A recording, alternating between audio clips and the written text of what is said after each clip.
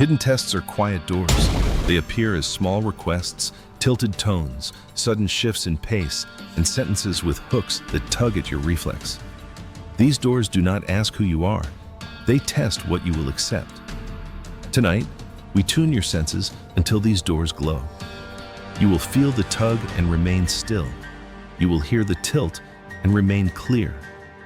You will notice the pace and choose your own. You will pass through clean moments without being pulled into silent auditions. By the end, compliance testing will stop being fog. It will become a pattern you recognize, name, and neutralize with steady presence and simple lines that hold. Your boundaries will stop being reactions and start being design. Your timing will stop being borrowed and start being owned. Your words will land as decisions instead of defenses. You will carry a calm shape that ends tests before they begin. If you want every room to feel honest and every choice to feel clean, subscribe to Dark Mind 999. Each chapter builds a calm system that stands when pressure leans. The tools stack, the rhythm holds, and the center you build here will travel with you. Chapter 1. What hidden tests are. Compliance tests are not conversations. They are instruments that measure whether your pace, your standards, and your self-respect can be bent. They arrive without an announcement. They arrive in tone, timing, and structure. They ask nothing on the surface and demand everything underneath. See them as tools that sort people by pliability. Refuse to be sorted by accident. Recognize the instrument and the measurement loses power. A hidden test seeks agreement without clarity. It seeks speed without reason. It seeks access without earned trust. When you treat it as a test instead of a discussion, you remove the disguise. The moment stops pretending to be fair. You stop donating attention to a game that was never yours. Your awareness becomes the quiet light that the test cannot stand. Chapter 2. The anatomy of a test. A test has 3 parts: a trigger that seeks speed, a frame that favors one side, and a result that locks a roll. The trigger tries to shrink your thinking. The frame tries to define what counts as reasonable. The result tries to label you as safe to push or safe to trust. When you see these parts, you stop playing a role you did not choose. You stop answering questions that were never asked. You begin to hold the frame yourself. The trigger lives in urgency or guilt. The frame hides inside either-or choices. The result attaches a name to you that repeats in future moments. When you locate each part, you can remove the fuel. You slow the trigger. You widen the frame. You refuse the result. The test dissolves because the structure that held it is gone. Chapter 3. The Sensor Suite. You will build silent sensors for 3 channels: tempo, wording, and posture. Tempo sensors notice sudden speed or heavy pauses that press you to fill space. Wording sensors notice loaded labels and tilted choices. Posture sensors notice your shoulders and breath before your mouth moves. These sensors do not argue. They report. They bring the wave to the surface where it cannot pretend to be water anymore. A reliable sensor is simple. It does not predict motives. It does not invent stories. It only marks what is happening now. When the mark appears, you know which lever to reach for. Tempo marks call for timing. Wording marks call for neutral language. Posture marks call for stillness. The body and the voice follow the signal instead of the spike. Chapter 4. Naming before answering. The first move is naming. Not aloud. In your mind. A single word that tags the test. Pace, tilt, squeeze, bait, bind. Naming gives you a handle. Handles prevent slips. When you hold the handle, you are no longer inside the test, you are above it. The urge to speak falls. The urge to agree fades. Space opens, and with space comes choice. A clean inner name breaks the trance. It replaces blur with outline. It replaces rush with order. It allows your nervous system to stand in one place while the moment moves around you. From that place, you can select a response that matches your values instead of the pressure. Chapter 5. The Pace Reset. A test needs your speed. Without your speed, it loses form. Resetting pace is not delay, it is design. You breathe once and allow your timing to land. Your eyes find one point that does not move. Your hands rest. Your endings settle. The room takes your rhythm because your rhythm will not leave. The test becomes a sketch without ink. Pace reset is a promise to yourself. You will not trade clarity for comfort. You will not buy relief with quick agreement. You will let time exist long enough for truth to arrive. When time returns, power returns with it. Your next line carries weight because it was not dragged into the air. Chapter 6. The neutral mirror. A clean reflection lowers heat and interrupts the push, not to seek approval, not to stall, to clear the air. You reflect minimal words with a light lift and then allow a brief pause. The pause is not blank, it is structure. Structure turns fog into lines. Lines can be rearranged. Without structure, the test spreads like smoke and you breathe it by accident. The mirror grants both sides a simple gift. It confirms reception. It removes guesswork. It moves the moment from impulse to outline. After the outline appears, you can place your terms without sounding like a wall. Calm echoes become calm edges. Calm edges become calm decisions. Chapter 7. Terms, not traps. Tests thrive on traps disguised as choices. You will answer with terms that stand independent of bait. Terms are what, when, and how. Terms are scope, timeline, and exchange. Terms exist before approval and remain after rejection. When you speak in terms, the test has nothing to grip. The hook meets a flat surface and slides off. Terms protect dignity. They bring the talk to a table where pieces can be moved without blame. They give the other side something real to select instead of someone easy to pressure. A moment that was built for compliance becomes a moment built for clarity. Clarity ends tests more reliably than emotion. Chapter 8. The boundary spine. A boundary is a spine of conditions. It is not offensive excuses. It does not wobble when touched. It does not harden into cruelty. It lives in simple lines with calm endings. You do not defend it. You repeat it. Repetition is steel. Steel ends tests without noise. Tests seek weak metal. Give them the quiet kind that bends for no one and breaks for nothing. A living boundary is measured by consistency. It shows up the same at noon and at night.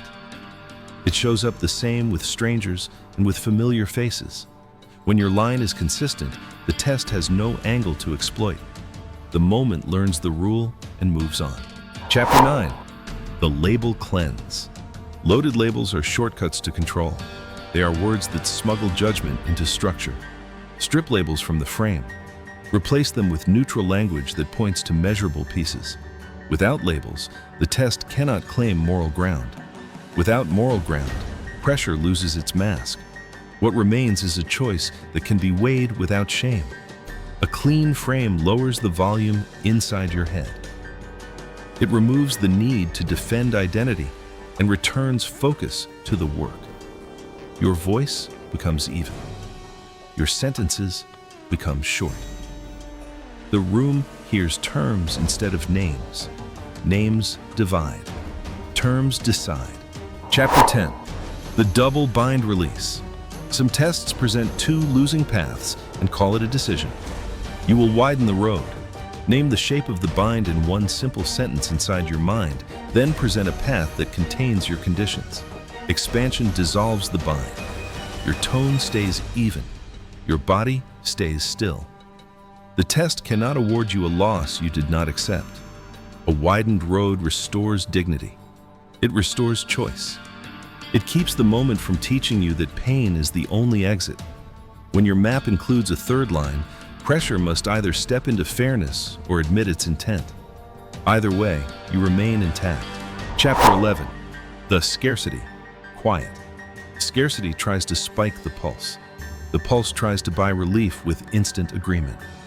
Quiet the scarcity by holding stillness and allowing time to exist.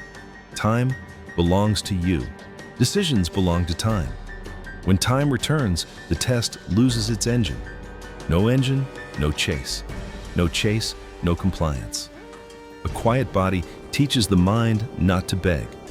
A quiet mind teaches the body not to flinch. The promise you keep is simple. You will choose when calm has arrived. You will not hand your future to a minute that is lying about its size. Chapter 12. The integrity check. Every test aims at integrity. Not the word, the practice. Integrity is alignment between value, voice, and behavior. You will check alignment in brief silence before you speak. If your sentence breaks the line, you will feel the weight. Do not lift it. Change the sentence. When alignment holds, pressure softens because reality has nothing to argue with. Integrity is not decoration. It is the floor. When you stand on it, your language simplifies. Yes means yes. No means no. Conditions are clear.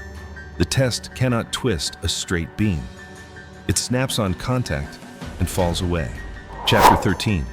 The micro yes filter. You will distribute your yes with care. A micro yes is not approval. It is acknowledgement that keeps the channel open while you hold your conditions. Use it sparingly and only where it keeps clarity alive. Too many micro yeses invite drift. One placed with precision preserves pace without surrender. A good micro yes warms the air without melting your edges. It separates respect from agreement. It prevents the other side from mistaking your calm for a wall, while it prevents you from mistaking pressure for permission. Balance replaces blur. Blur is where tests grow. Balance is where they fade. Chapter 14. The no without fire. A clean no is oxygen for self-respect. It needs no thunder. It needs no history. It needs no footnotes. It requires only calm tone and completed endings. When no arrives without fire, the test has nothing to measure except the fact that your center exists. That fact closes the door the test was trying to pry. Your no is a design choice, not a mood. It sounds the same on clear days and hard days. It protects time, energy, and focus without punishing. It turns away what does not belong and makes room for what does. The room grows honest because the door is honest. Chapter 15. The audit of patterns. Tests repeat. They prefer familiar doors. You will keep a quiet audit in your mind, not stories. Patterns, which triggers appear, which frames recur, which lines hold best. The audit is not a diary, it is a map. With a map, you stop being surprised by the terrain. Surprise is the test's ally. Maps remove its best friend. The audit need not be long, it needs to be consistent. A few noticed patterns become a compass. The compass saves energy and shortens decisions. The shortened decision saves peace. Peace returns your attention to the work that matters. Chapter 16. The energy return. After you hold a frame, energy that was bound in tension returns to motion. Do not spend it on victory laps. Place it into your next step. The best answer to a test is progress on your path. Tests feed on attention. Progress feeds on attention. Give attention to progress and tests starve. Energy that becomes work strengthens the spine for the next moment.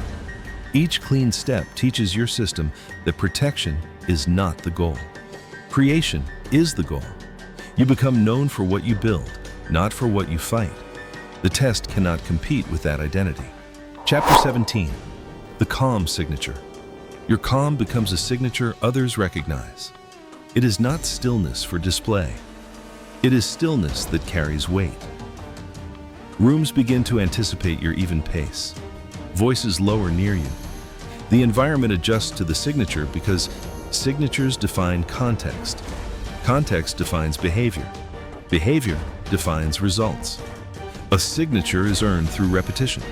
It does not appear in one scene. It appears across many scenes until it becomes expected. When calm is expected, pressure loses novelty. Without novelty, the test has no theater. Without theater, it has no audience. It ends before it starts. Chapter 18. The 7-day clarifier. For 1 week, you refine your sensors and your spine. Day 1, notice tempo shifts. Day 2, notice loaded words. Day 3, notice your posture. Day 4, notice your endings. Day 5, notice your breath when touched. Day 6, notice your boundary when tested. Day 7, notice the pattern that repeats. Clarity compounds. Compounding builds certainty. This week is not a trial. It is a lens polish. Each day removes a layer of blur. By the 7th day, you see the shape of pressure before it reaches you. Seeing early is the quiet superpower. Early sight makes gentle choices possible. Chapter 19. The quiet reward. The reward is not applause. The reward is the absence of residue. Fewer knots in the chest, fewer loops at night, fewer repairs after small surrenders. You finish more days clean. Clean days join hands. Joined days form a path that is smooth underfoot. The smooth path frees attention for the work that matters. You will notice a softer face in the mirror. You will notice a steadier breath during ordinary hours. You will notice that silence feels like company instead of a demand. These are the marks of a life not auditioning. These are the marks of a pace you chose and kept. Chapter 20. Closing integration. Hidden tests remain in the world.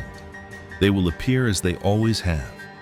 You will meet them with a body that chooses pace, a mind that names frames, a voice that speaks in terms, and a spine that repeats conditions without heat.